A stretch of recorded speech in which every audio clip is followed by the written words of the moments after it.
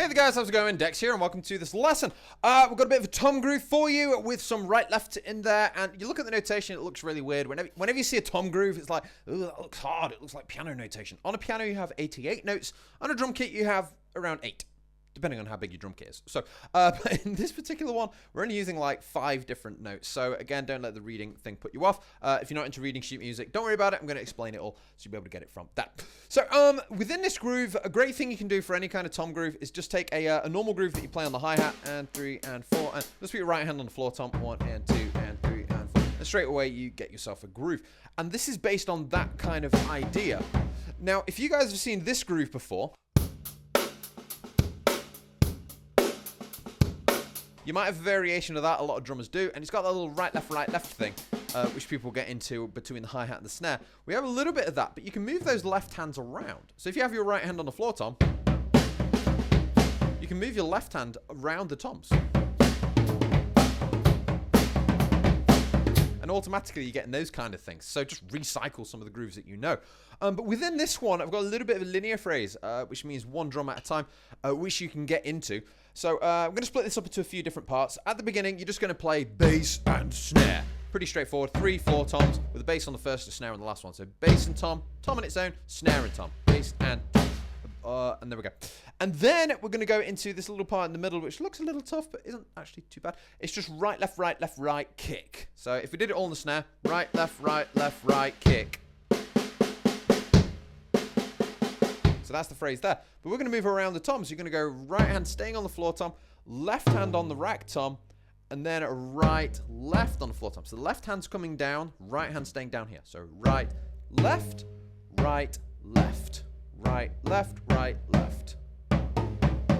And then you've got one more right on the floor tom, and then a bass drum. So right, left, right, kick, 6 notes long. Right, left, right, kick.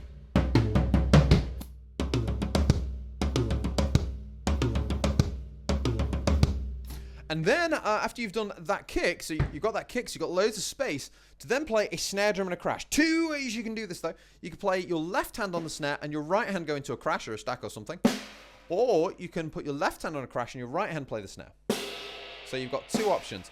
So a snare and a crash, basically a snare and any other cymbal. But it doesn't matter which way you do it with your hands. You just want to stay open. You could cross your hands over, but you could open it because it makes exactly the same sound.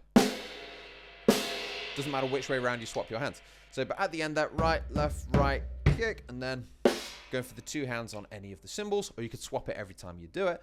And then to finish off the phrase, right hand's coming and playing the floor tom again. So the whole way through this groove, you've got 1 and 2 and 3 and the only time you don't play the right hand on the floor tom is when it goes to either a cymbal or a snare, depending on which way around you play it, and then back to the floor tom. So 1 and 2 and 3 and 4 and that's what's happening with the right hand. With the other stuff in between, so bass and snare, and then it's the right, left, right, bass, and then the snare and the crash, and then a floor tom.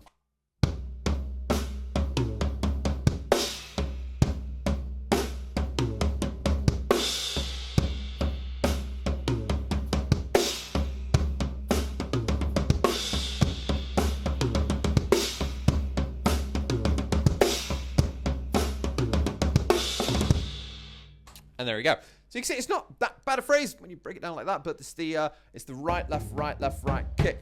That kick on its own, though, might be a bit of trouble for some people because it's not a normal place to have a bass drum. Normally you'd put your bass drum with a hi-hat or something.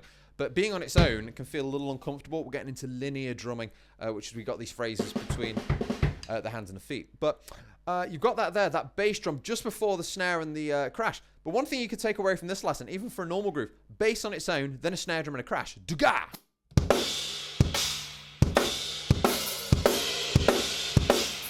That can sound pretty cool. Duga, duga, duga. You can do it on any groove.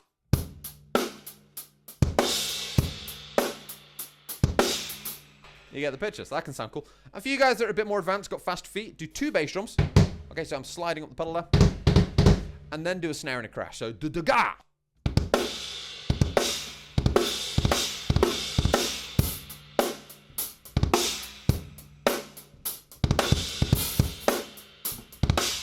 So you can see I'm just adding a little bit of that. In fact, you could even do it with this fill. So right, left, kick, kick. So if you want to double up that kick, play it faster.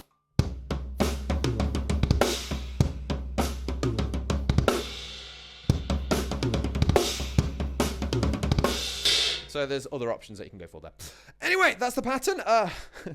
It's pretty good fun when you get into it. But again, learn what I'm showing you here, but then move it around, make it your own, you know, see what you can do with it, try and do some different fills with it, and so on. I'm going to do a solo now anyway, just using it in a few different ways, and I'll incorporate a few of the things that I've just mentioned.